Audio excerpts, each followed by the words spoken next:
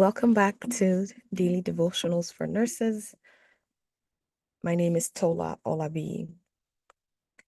So I've taken us back a little bit to make sure or let us know that we should be giving God the glory, not just blaming God when things go wrong, but recognizing and acknowledging God's faithfulness, his mercies, his love, his compassion over us. And so as we go back into talking about strategy, we're in Judges 7, and we see where God was telling Gideon to tell his people. He had about 32,000 people with him, more than 32,000 with him. And it seemed like, he had a lot of people, but God told Gideon that those who are fearful and afraid should depart and turn back from this. Like, you're not a part of this, basically. And so, because I always talk about practical faith, and I want our devotionals to be about practical faith. I always just say, imagine you being Gideon and being told that this large army that you thought was going to help you win the battle, that you have to cut them down. It makes no sense. But this is where faith comes in. Trusting God, believing in Him, walking with Him. Even when you're not sure what the outcome will be. I remember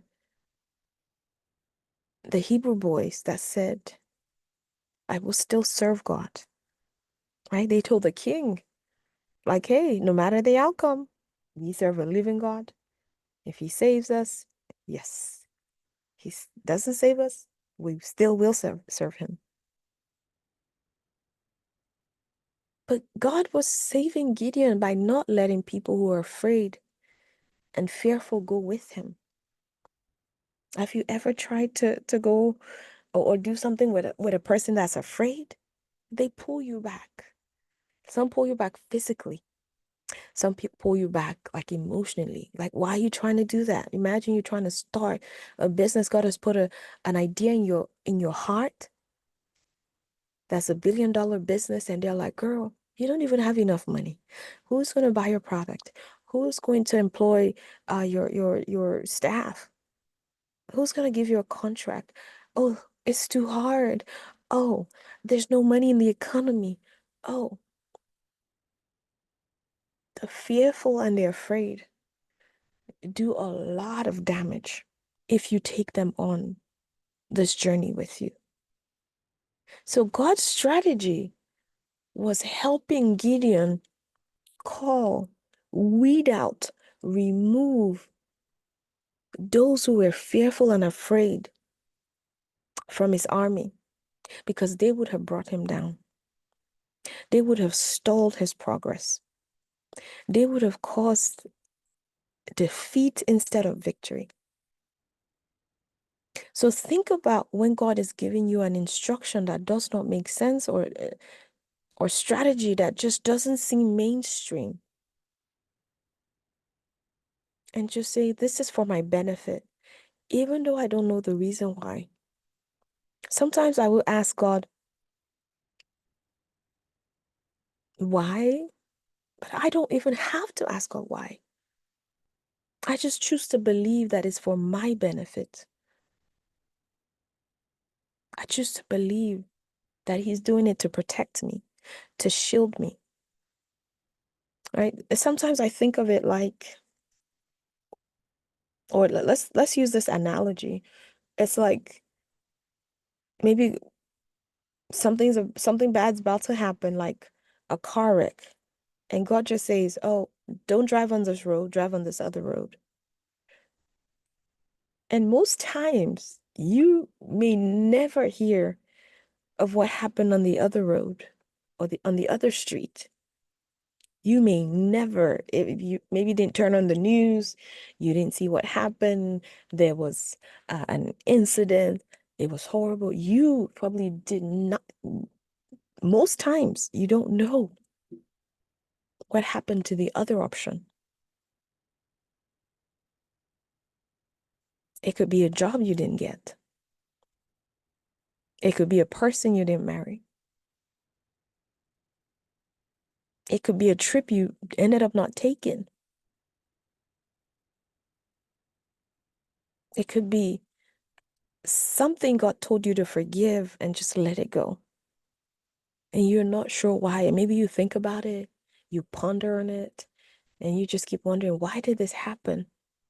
And maybe it was just God's way of protecting you, of preventing the fearful, the afraid, or the terrible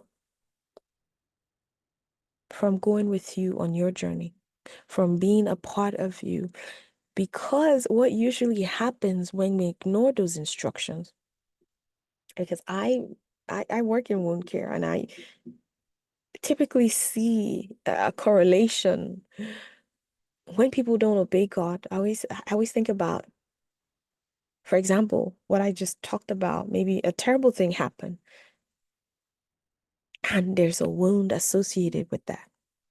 It could be a physical wound where there's injury, like a physical injury, or it could be an emotional wound, a traumatic wound from a traumatic experience. Instead of never having experienced that trauma, that person has to deal with remembering the trauma of being in a horrible relationship, a divorce, a horrible job, a terrible boss, a terrible this and that, versus not even knowing what it means to have experienced that. Which one would you choose? If I could give you A or B and say, do you want to go through this experience and have traumatic wounds, emotional wounds, physical wounds, psychological wounds, or just obey God and not even know what would have happened if you took the other route? What would you choose? Would you choose to obey Him? Would you choose to believe Him? Would you choose to implement? If you're thinking about implementing, if you're saying, I think I want to be obedient and not have to go through, come join me. The Nurses of Faith Mastermind is a place where I walk nurses who are ready to implement and trust God and be obedient and say yes to God. Yes to God in marriage. Yes to God in relationship. Yes to God at work. Yes to God at concerning their emotions. Yes to God concerning money. Yes to God concerning life, concerning their trauma, concerning the past, concerning the future. Yes to God.